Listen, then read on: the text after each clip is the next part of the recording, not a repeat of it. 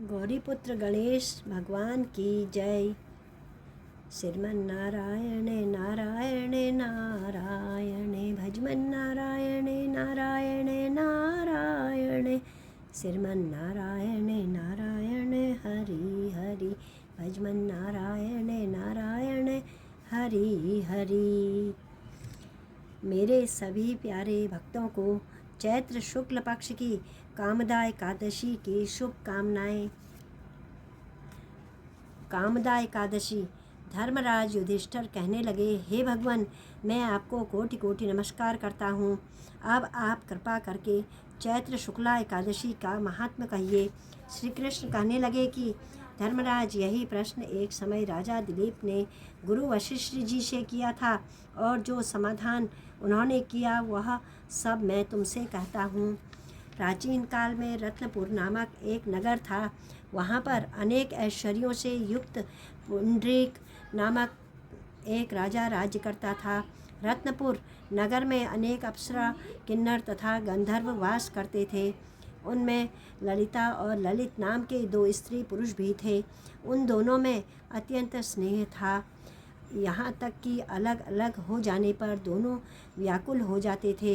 एक समय पुंडरीक की सभा में अन्य गंधर्वों के सहित ललित भी गान कर रहा था। गाते गाते उसको अपनी प्रिय ललिता का ध्यान आ गया, और उसके ध्यान में स्वर भंग होने के कारण गाने का स्वरूप बिगड़ गया।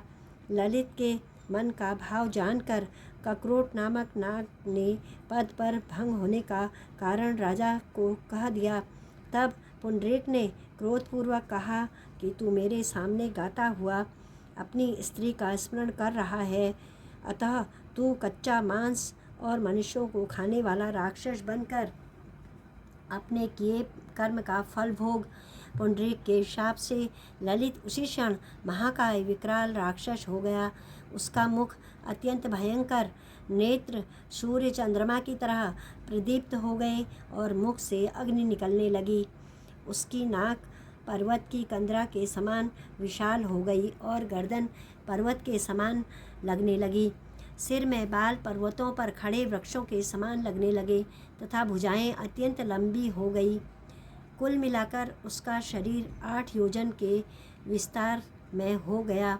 इस प्रकार राक्षस होकर वह अनेक प्रकार के दुख भोगने लगा। जब उसकी प्रियतमा ललिता को यह सब बात पता चली तो वह उसको अत्यंत खेद हुआ और वह अपने पति के उद्धार का यत्न सोचने लगी। वह राक्षस अनेक प्रकार के घोर दुख सहता घने वनों में रहने लगा। उसकी स्त्री उसके पीछे पीछे जाती और अनेक प्रकार से विलाप करती रहती। एक बार ललिता अपने पति के पीछे घूमती घूमती विंध्याचल पर्वत पर चली गई, जहाँ पर श्रृंगी ऋषि का आश्रम था। ललिता शीघ्र ही श्रृंगी ऋषि के आश्रम में गई और वहाँ जाकर विनीत भाव से प्रार्थना करने लगी। उसे देखकर श्रृंगी ऋषि बोले, हे सुभगे, तुम कौन हो और यहाँ किस लिए आई हो? ललिता बोली कि हे मुने, मेरा नाम ललिता है। मेरा पति राजा पुंडरीक के शाप से विशालकाय राक्षस हो गया है। इसका मुझको महान दुख है। उसके उद्धार का कोई उपाय बतलाइए। श्रृंगी ऋषि बोले, हे गंधर्व कन्या, अब चैत्र शुक्ला एकादशी आने वाली है, जिसका नाम कामदा एकादशी है। उसका व्रत करने से मनुष्य के सब कार्य सिद्ध होते हैं। यदि तू कामदा एकादशी का व्रत करके उसके पुण्य का फल अपने पति को दे दे तो वह शीघ्र ही राक्षस योनि से मुक्त हो जाएगा और राजा का शाप भी अवश्यमेव शांत हो जाएगा। और राजा का शाप भी अवश्य शांत हो जाएगा।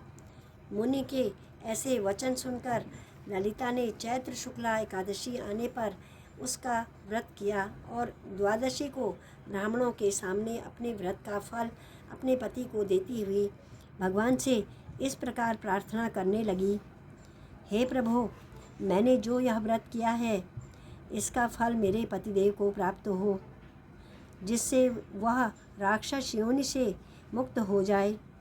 एकादशी का फल देते ही उसका पति राक्षस योनि से मुक्त होकर अपने पुराने स्वरूप को प्राप्त हुआ। फिर अनेक सुंदर वस्त्राभूषणों से युक्त होकर ललिता के साथ विहार करने लगा। उसके पश्चात वे दोनों विमान में बैठकर स्वर्गलोक को चले गए। वशिष्ठ मुनि कहने लगे कि हे राजन, इस व्रत को विधि पूर्वक करने से समस्त पाप नाश को प्राप्त हो जाते हैं तथा राक्षस आदि की योनि भी छूट जाती है। संसार में इसके बराबर कोई और दूसरा व्रत नहीं है।